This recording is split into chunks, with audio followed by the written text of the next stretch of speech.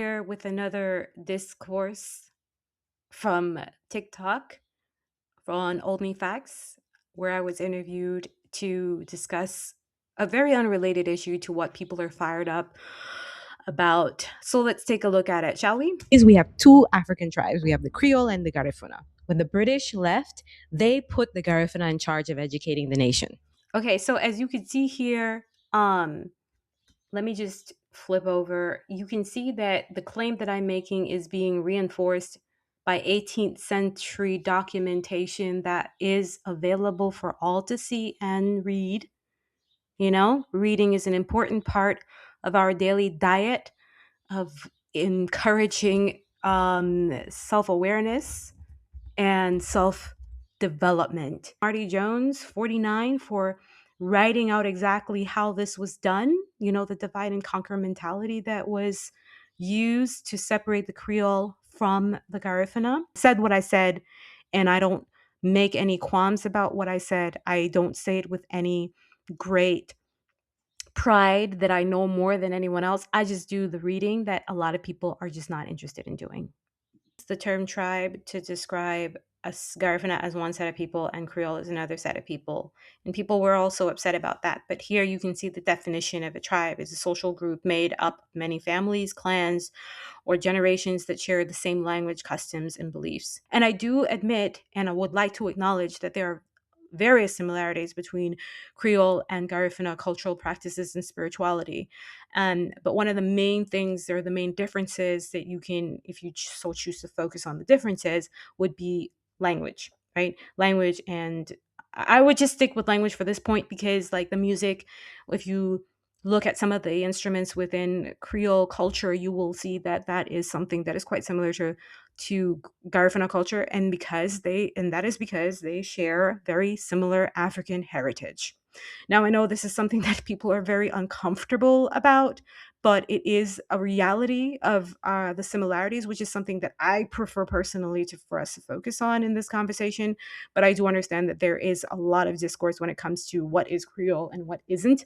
I know that was one of the reasons that people were very upset when I referred to Creole as African, and other people were shocked that this was even a discussion because they don't see the issue with, or even if it even is a thing, that there are some Creole people who don't identify with their African ancestry.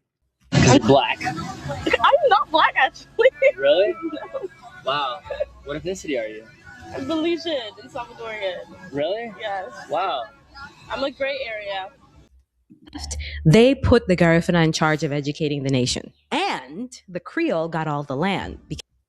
So I want to address this issue of the difference in roles in the Belizean community at the time. I think this was around the 17th century. The British and other colonializers, because remember we were under two different colonial rules at two different points in history. But bringing the Mayan and other people in the country under a civilized way of living was a big undertaking for a lot of missionaries and other people of European descent who were in the Caribbean at the time. And when I make the claim about the Garifuna people being stewarded with this huge, like, educating of the nation, it is not that we were the only ones, but the majority of Garifuna people, so much so that there's actually a term, with or without pencil, malpelincion, sin pelinci. I'm sorry if I'm not saying it correctly. My Garifuna is not great, guys. Sorry.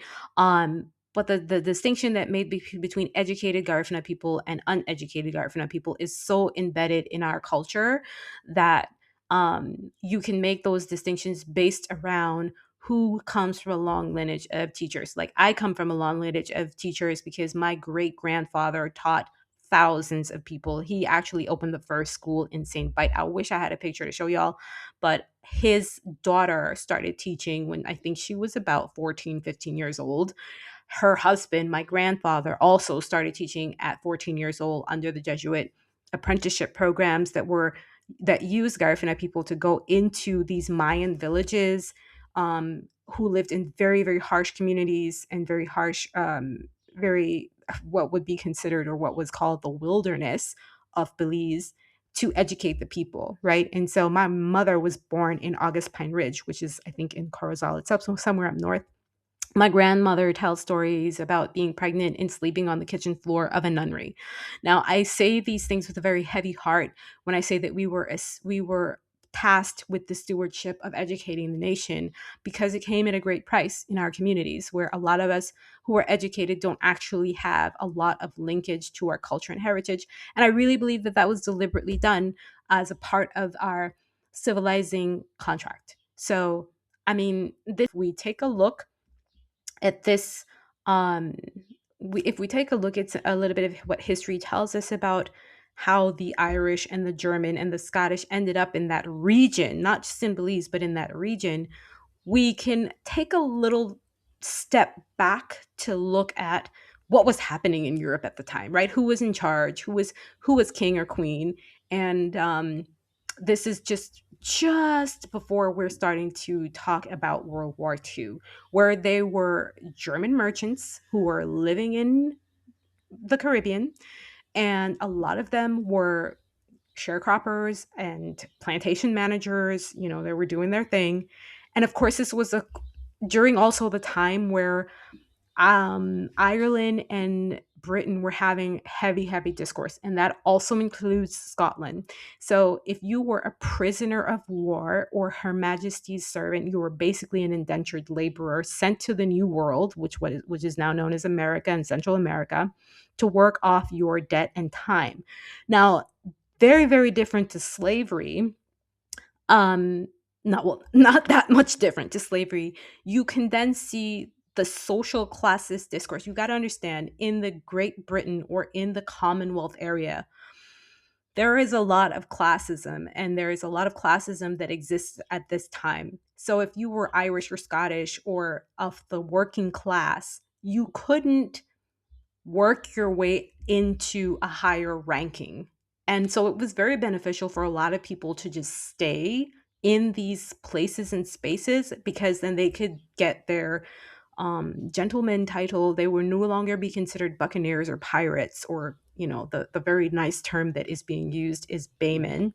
And they can become someone of society and rank. Imagine what it would have been like for a white sharecropper manager to be arm in arm in the bush with a black man who's supposed to be an indentured slave, and having to work alongside them. And this is one of the more unique traits of Belizean culture, because men were going side by side into these areas. It wasn't like cotton sharecropping or other kinds of labor where, you know, you could just be in a horse or whatever.